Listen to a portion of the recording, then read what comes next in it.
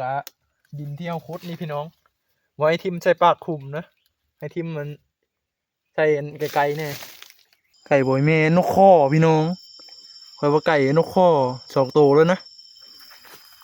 2 ตัวถือพร้อมเดียวแล้วทุกคนนะเบิ้งกว่าอุลาอยู่ทางนี้ก็ถือตั้มไม่ลุ่งนะอันนี้ทีมงานทำไปก้านนะทุกคน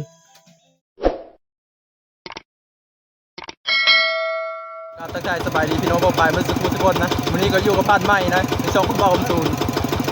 นี่ก็จะพาพี่น้องไปขึ้นรถขึ้นป่าทุกคนรถกระจอไปนี่ทุกคนนะมอฮอนบอนทำน้ำห้วยนี่ไม่ได้ห้วยอยู่รุมนี่มีแต่ว่าเอาเครื่องไปจอดรถไว้นี่ทุกคนเลยย่างไปจนฮอดบอนพุ่นละไกลเติมนะน้ำห้วยหลายพี่น้องอ๋อน้ำห้วยพี่น้องเฮ้ยลึกไปเลย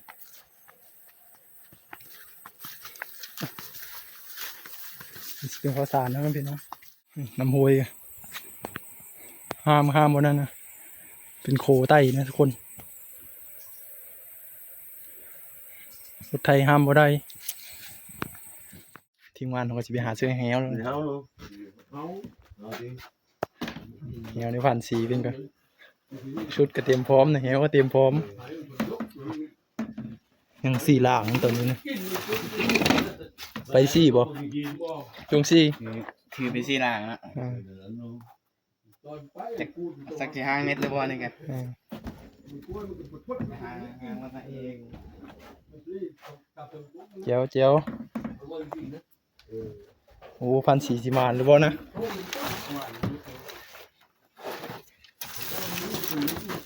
เฮ้ยสปริงหมดพี่น้องเลยในพลาดนี่ไงถ้าลุ้นนำกันเนาะพี่น้องเนาะถ้าลุ้นบัดยามเป็นสิมานหรือบ่นะตอนนี้ค่อยไปหาลงเหวกันพี่น้องเลยมีที่ใส่เฮิงแล้วนะเหวก็เลยมีเสื้อเฮิงนี่ก็กำลังเดินทางไปหาเหวอยู่นะบริยามพี่น้องเว้ยบริยามเหวเลยมีทันได้ขึ้นแต่วันนี้หื้อไว้เป็นหื้อไว้เบะงานพี่น้องเลยนำให้ดำหน้าไม่ดำหน้าแล้วหักแล้วนี่ขึ้นมา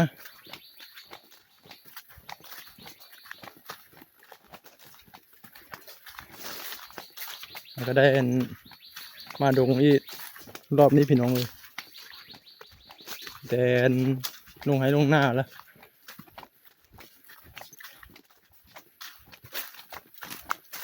ขาดไปเพิ่งเติบประมาณ2-3 เดือนพี่น้องมันนี่ขึ้นมานี่ตอนนี้ก็มาหอนไม้แรกของนั้นทุกคนนะไม้ทบิดสีลงวันนี้เลยนะทุกคนนี่บนเตอร์หอนนี่หมูรอดทุกคนรอดไปกินนั่นไปกินหน่อไม้อยู่ฝ่าพุ่นละหน่อไม้กระโตนนะเดี๋ยวสิให้เบิ่งบอลสีใส่เหวนะทุกคนสีประมาณนี้นะนี่รอดเตอร์หอนนี่เตอร์หอนไม้ทางพุ่นก็สิเป็นนั้นไม้ฮักลงมานะพี่น้องไม้ดอกอันตัวเก่ามันฮักลงมาข้างนี้ก็สิเป็นไม้ค่ะไม้ฮักมาถึงผู้พี่น้องเป็นแฟดไปเลยเป็นแฟดอันเป็นป้อมหมูรอดเลยนะมันสิมาป้องนี่เอาสิกลางเหวซะนี่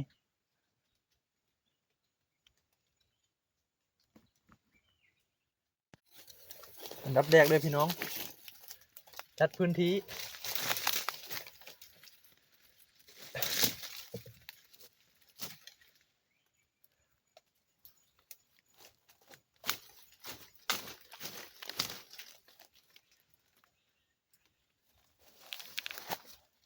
ขุดบอลที่วางแฮวก่อนพี่น้องขุดพอดีแป้นนะแป้นนั้นแฮวสปริง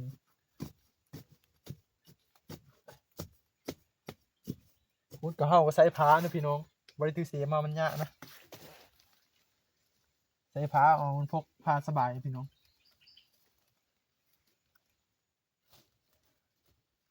มันคือสบายผา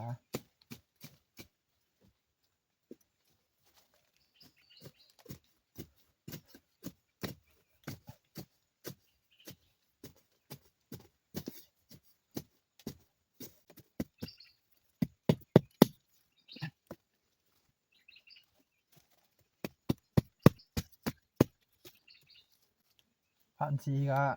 จักเฮ็ดแฮวได้กลางเนาะผ่านสีแยกเดียวไปเฮ็ดแฮวนะพี่น้องผ่านสีอันไปอีกบ่อนหนึงค่อยมาอีกบ่อนหนึงแยกย้ายกันไปเฮ็ดแฮวนะ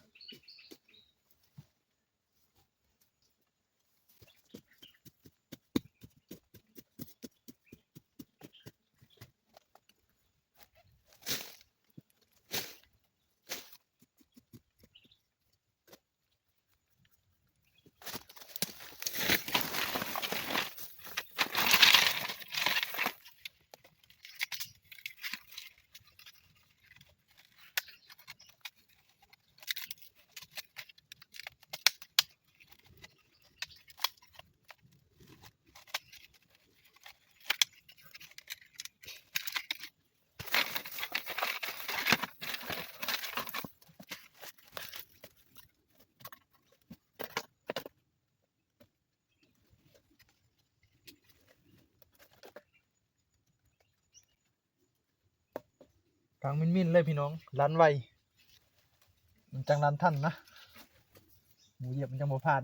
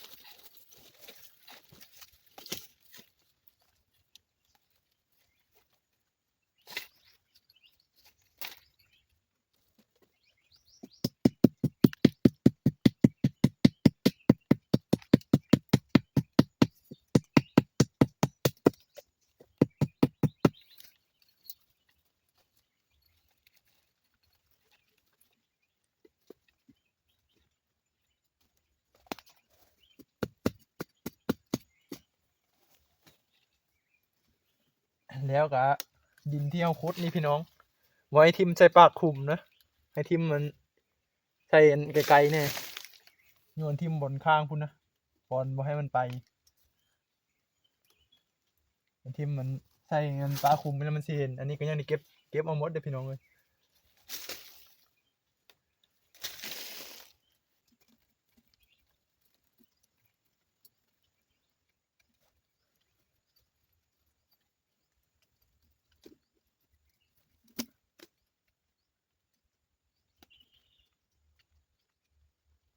แล้วก็สิประมาณนี้นะพี่น้องมีแต่ว่าเอาไปเลยเอาใบตองมาแล้วก็ปกทั้งอันเล็กนี่ก็ทั้งสายทั้งสปริงมันทั้งสายมันแล้วก็ทั้งแป้นมันนะปกให้หมดเอาให้เนียนขันมันก็สิเป็นไม้ประมาณนี้นะพี่น้องมาหอนไม้ที่2แล้วนะไม้นี้นะค่อยเอาแล้วตัวนึงนะพี่น้องแต่ว่ามันยังเที่ยวมาอยู่นี่ค่อยเอาตัวนึงนี่ขันเหวค่อยเอ็นเหวแบบอันเสือควายนะพี่น้องเสือผูกควายนี่ขันค่อยเอสเซอร์บนนี้นะบนมันนั่นกะบนมันถือนะบนนี้เลยมันเก่าแล้วนะพี่น้องเป็นเมื่อปีที่แล้วนะพี่น้องนะในปีหนึ่งนะ บอลมันเก่าก็มันมาเทวอีกมันยังเจ็บอยู่โอ้แต่เว้นก็จะตกแล้วพี่น้องเอ้ยไปดื่มเอ็นเฮลก่อนปิดกล้องก่อนพบกันพุ่นละไปการแมลงพี่น้องเอ้ยแมลงว่าสิไปจอบเห็นนะแมลงว่าสิไปจอบเห็นนั้นกินมาไหมนะ1,400ว่านเป็นเฮากินมาไหมพิลึกพี่น้องเอ้ยกองกระพูนอยู่มาไหมนะว่าสิไปจอบแมลงถ้าลุ้นไปจอบเห็นนะพี่น้องเนาะว่าสิได้หรือบ่นะว่ามันสิเข้ากินมาไหมคือเก่าหรือบ่นะอันนี้ก็เสียดเหี่ยวก่อนหลังที่2นะพี่น้องเนาะนี่มื้ออื่นสิหาว่างตื่มแล้วไปหารัดเสาเลยนะวันนี้ก็สิไปกันไปเยื่องกับพี่น้องเลยอันนี้มันคืนละ1,400ว่าอันเห็นนั้นพบอันเห็นนะพี่น้องพบเห็นกินมาไหมเห็นขี้ปะมันนะเอาแมลงสิไปจอบวันนี้ก็สิไปจอบพี่น้องเลยมันยามแมลงแล้วนะประมาณ8 โมงนะพี่น้องตอนนี้นะประมาณ8 โมง2 ทุ่มไปก็1,400นะพี่น้องไปจอบอันเห็นกินมาไหมไปก็มีเจ้ามาไปนำนะพี่น้องบางเทินบายตกลงมาเอามาไหลนะพี่น้องเนาะเธอมันบอลนะหมอนอกนะคือมาไหลเอาเธอมันโดด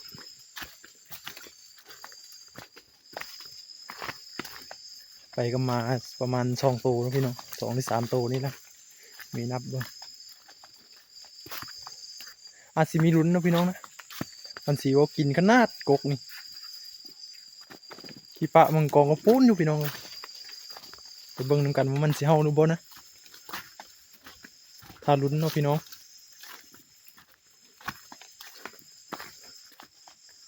โอ้ในผ่านแต่ละคนก็ชูชีวิตขนาดพี่น้องเอ้ยทางนู้นดีกว่ารอดเอาพี่ลึก ทางนี้จะไม้ทางป่าแน่นอนสีมันเป็นนกอันนี้ก็มาฮอนบอลเห็นกินมาไหมทุกคนเฮาขนาดทุกคนเลยกองกระพูนอยู่บนขี้ปะมันนะแต่ว่าเห็นนั่นตอนนี้ทันได้เฮาแล้วทุกคนนะผมกินนี่ป้าตึ๊กข้าวสลัดนี่พี่น้องเลยเดี๋ยวเฮาสินั่งเฝ้าก่อนจังหน่อยนะพี่น้องถือมันเฮานะนั่งทาก่อนมันบ่เฮาก็สิไปบนอื่นเลยพี่น้องเลยเฮาก็เฮิงเติมมันทุกคนนะน่าจะบ่เฮานะเห็นวันนี้ก็ที่ได้หาการล่อมือทุกคนเลยการล่อมือนอนนะเมื่อเช้าก็ไปหาเสาต่อนะหาเสาไปหาใส่เหว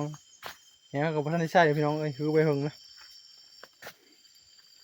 โอ้เห็นกับบ่เฮาใช่ไหมนะจอบแรงมืออื่นพี่น้องไปการล่อมือก่อนสีกลับบอลกับเลาะยามตั้มกันพี่น้องเลยลุงฝากว่ายามตั้มเด้อวะลุงรู้มันถือบ่หลันเลยพี่น้องเอ้ยอีการกับทะเลเลยพี่เด้อการเลยนี่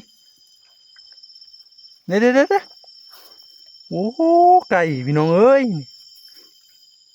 ไก่บ่อยแม่นกข้อพี่น้องคอยว่าไก่นกข้อ2 ตัวแล้วนะ2 ตัวถือพร้อมเดียวแล้วทุกคนนะ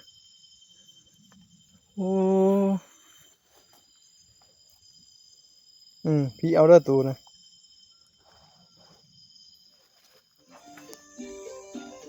มาหอดบอลละบึงได้ลุงนุ๊ว้าเต้อทุกคนลุงยามต่ำนะพี่เลยนะก็ใน2กระเต4ก็ห่อตัวนึงโอ้มาเอาเลิ้งนี่ต่ำมีลุง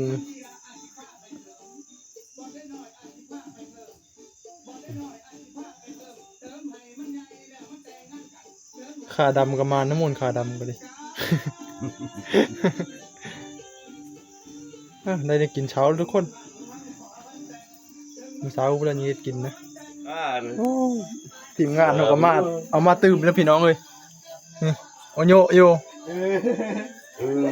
เบิ่งกว่ากูละหาอยู่ ทางนี้ก็คือตั้มไม่ลุ่งนะ กระดูกครับ อันนี้เห็นทีมงานทำไปกาดนะทุกคนแต่โอโยอยู่โลดนกคอ3นะนกคอ3บ้างก็3 บางซี่บ่ละบาง บ้าง4บ่ ถามหนู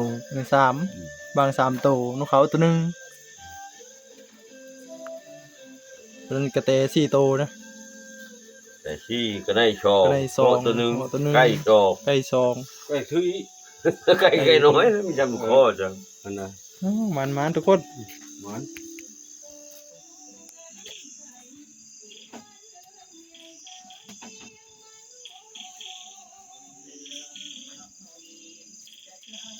นี่พอไปรถก็สิรถนเดี๋ยวคือไปลึกคนไฟได้เพลร้อยไปรถซา มันแห้งวันนี้เนาะ ทีนี้ไปเยอะๆอยู่แบบจะได้บุญดีฮะธรรมดาแล้วต้องมีผมยังเสียงเหนียวบ่อน จับมือนี่เยอะหมุนหลายเติบตายมันยิงย่อๆกันใกล้ๆ วันนี้ก็สิลกคนไว้กับจี้ไว้นะทุกคนอย่ามันขึ้นอื่นจี้ไว้มื้อเช้าปิ้ง ขอไล่เลิกไปกินมื้ออื่นบ้างมื้อว่าเอากระหอกบ้างลาบบ่เอาละบ้างแล้วลาบนมมื้อลาบกระหอกบ่แล้วนะลาบเพราะฉะนั้นงูเยอะที่ลาบลาบลาบกระหอกเอาเนาะ โอ้โหเฮีย มีลาบบางในก็ลาบแล้วบางในลาบได้มีเทปมีคอยมีโคคอย สบายดียามเช้าทุกคนบรรยากาศยามมื้อเช้าตื่นมากครับเจ้ากินแล้วนะลาบกระไนกับน้ำซุป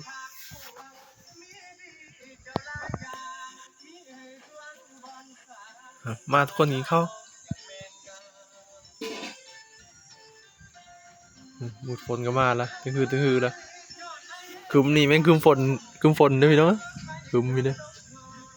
เว้นคืมในอื่นด้วยคืมฝน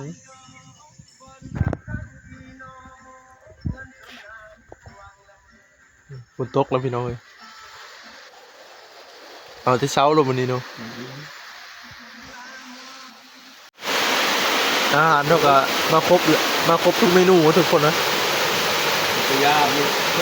นี่ลาบกันไนมกบ้าง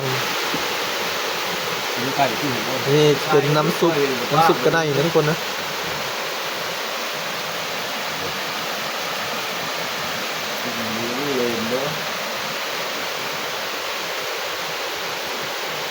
นี่แกงเก้าจริง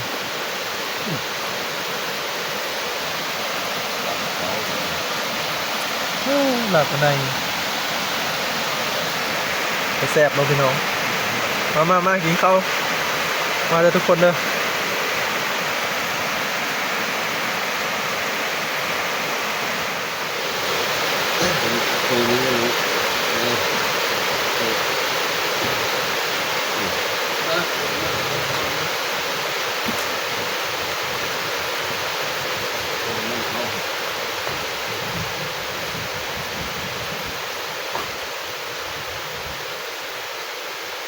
ฟาดนั้นคือมันแดงคือมันน้ำเหลือลาบนะ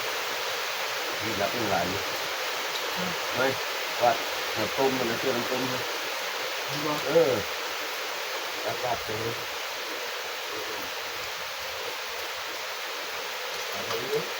อาพุ่นเลยลงพุ่นเลยเอาลงไปนี่ลาบนี่แล้วก็มีห้างแล้วมั้ยนี่เป็นมันเอาสีเล็กอยากเลย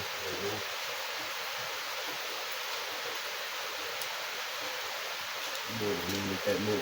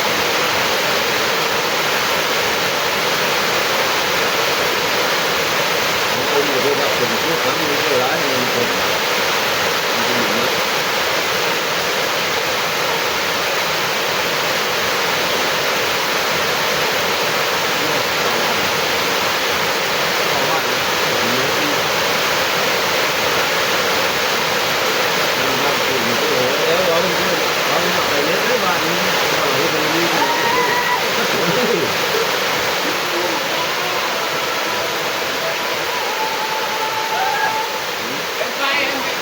หน้าขยะมันถึงเนื้อนี่ยังเดือดจะเรียบนี่ครับ ไปนะ ไปแล้ว มาไปไหนมาเลย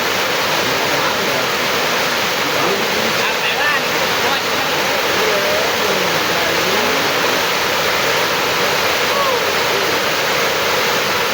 ไปทักเลย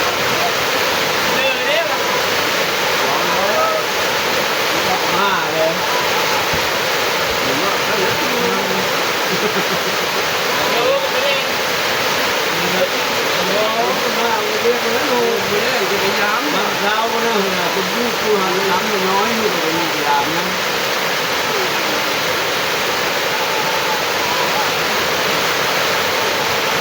ไม่ว่าที่ผมรู้ว่า นี่พี่น้องตั้งทีพยายามแฮวแล้วจะเรียบ มาไปหาหนูมาที่เขาหาหนูเลย แล้วจะเรียบมือแล้วพี่น้องนะรูดเรียบก็ มีใครอยู่มีใคร